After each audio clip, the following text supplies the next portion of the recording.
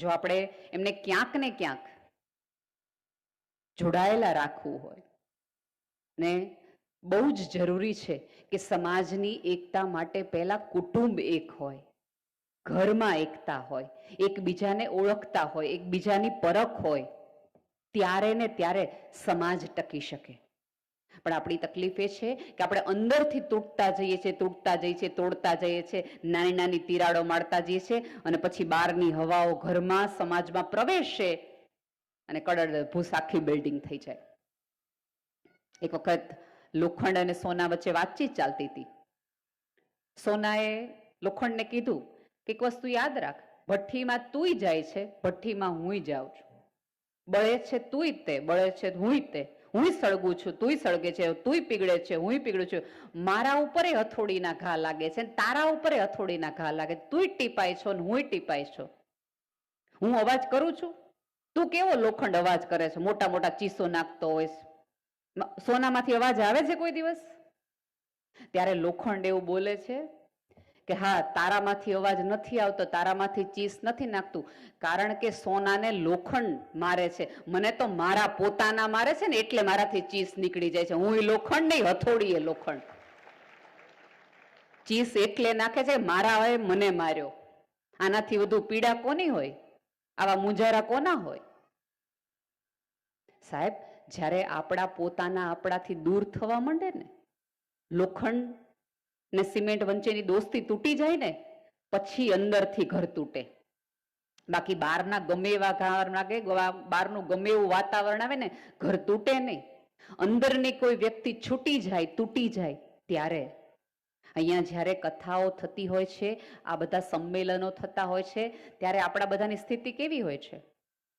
આપણે આપણા સિવાય આપણી બેનપણી અથવા આપણી ગમતી વ્યક્તિ સિવાય આપણે બાજુની વાળાને જગ્યાએ નથી આપતા. અહીંથી આપણે અનાસક્તિ યોગ ભણીએ, અહીંથી સાંભળીએ કે જીવનમાં કાંઈ લઈ લેવાનું નથી, અને આપણે પછી જેવું પૂરું થાય એટલે આપણે ચપ્પલ હાટો જમણવાર હાટો બાંધતા હોય, મારી લાઈન ક્યાંય ગઈ, મારી લાઈન ક્યાંય. મિત્રો, આ આખો સમૂહ ભેગો કરવાનું કારણ જે છે કે તમને ખબર પડે કે આટલા લોકો તો તમારા જ છે આ પૃથ્વી પર, તમે ક્યાંય એકલા નથી. અત્યારે તમને બધાને ખબર છે આત્મહત્યા કરવાની એક આમ ખબર નહીં કઈ પ્રકારનો રોગ આખી સભ્યતાને લાગુ પડે. જ્યારે જ્યારે પૃથ્વી પર એકાદ આત્મહત્યા થાય છે ત્યારે સમગ્ર માનવજાત નિષ્ફળ જાય છે, કારણ કે એ વ્યક્તિને આ પૃથ્વી પર એક માણસ ન મળે 8 અબજની વસ્તીમાં કે જેને પોતાનો મૂંઝારો કહી શકે કે મને તકલીફ એની છે.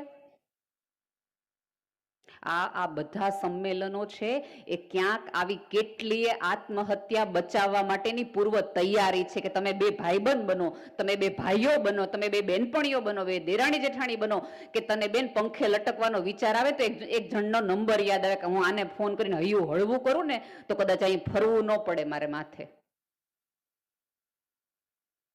એક બનો.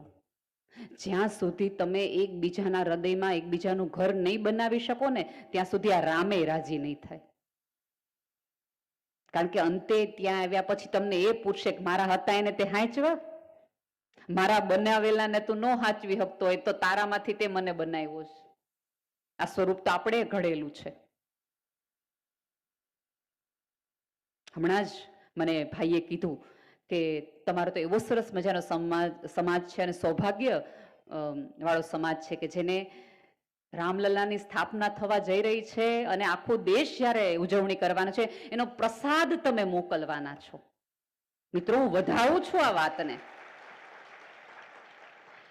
પણ એક વસ્તુ યાદ રાખજો, એ પ્રસાદનો એકાદ ટુકડો તમે તમારા મનમાંય રાખજો, જેથી કરીને તમને યાદ રહે કે રામને તમે મીઠાશ પહોંચાડતી હોય તો તમારે જગતમાં કેટલી મીઠાશ પહોંચાડવી પડશે. એ જવાબદારી બનવાની છે તમારા બધાની. હવે તમારા મોઢેથી કડવા વેણ રામને તમે રાજી નહીં રાખી શકો, એને રાજી રાખવા માટે તે તમારે મીઠું બોલવું પડશે. મેં અનેકવાર આ વાત કીધી છે કે અમારા બાળકો છે ને એ દિવ્યાંગ છે, એ બોલે ને તો તોતડું લાગે, તમને મજા ન આવે, બોલો તો તમને હસવું આવે. તોતડી જીભ છે ને એ કુદરતે આપેલી વાત છે, ઈશ્વરે એમને એવા બનાવ્યા, એવા ઘડ્યા જેથી કરીને તમને એવા લાગે કે બોલે તો તોતડું લાગે, તમને સાંભળવામાં મજા ન આવે, હસવું આવે. પણ એની મશ્કરી ન કરાય, કારણ કે તો કુદરતે બનાવેલી છે. તોતડી જીભ ઈશ્વરે બનાવેલી છે, પણ તોછડી જીભ તો મારા સંસ્કારે બનાવેલી છે. તોછડી જીભના ઘાથી નહીં હાલે. તમે જો, વૈજ્ઞાનિકલી પ્રૂવ થઈ ગયેલી એ વાત છે કે તમને જીભ સિવાય ક્યાંય ઘા લાગે ને તો તરત રૂજ આવી જાય બહાર. રૂજ આવતા વાર લાગે, પણ તમારી જીભ ઉપર જ્યારે ઘાવ પડે ને તો 2 જ મિનિટમાં, થોડીક વારમાં, તમને સવારે ચા ગરમ લાગી હોય તો તમને એમ થાય કે આજે આખો દી જીવન મજાને, બપોરમાં તરત તમે ગરમ દાળ પી શકો, તમને વાંધો ન આવે. કારણ કે આપણી લાળ, આપણી ભીનાશ, આપણી હૂંફ એ જીભને તરત કૂણી કરી નાખે. મિત્રો, જીભ ઉપરના ઘા છે ને એ તરત રૂજાઈ જાય, પણ જીભથી દેવાયેલા ઘામાં તો 3 પેઢીઓ જાય ને તો એ ઘાવ ન ભૂસાય.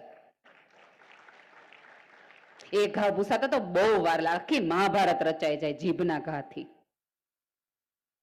કાંઈ ન કરી શકો, કશું ન બની શકો, તો આ ઈશ્વરના અવતારોમાંથી એટલું ધ્યાન રાખજો કે આપણો દરેક ભગવાન માણસ થઈને કેટલો મૌન રહ્યો છે.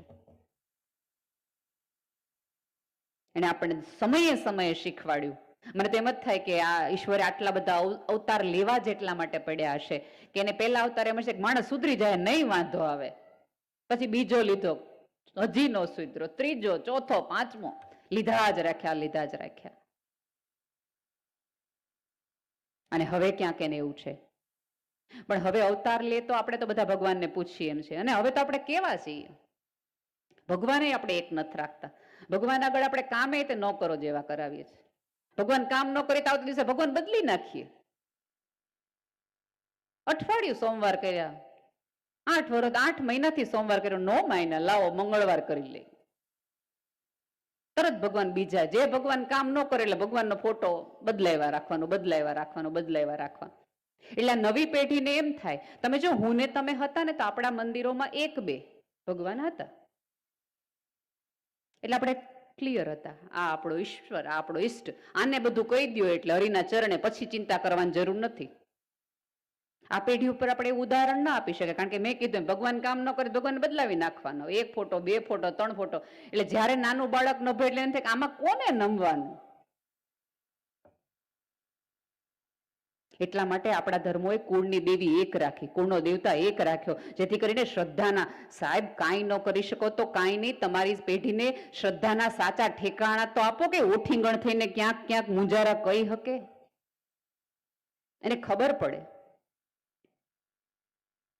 એક વખત આવી નવી પેઢી નો જ પ્રશ્નનો હું જવાબ આપી દઉં.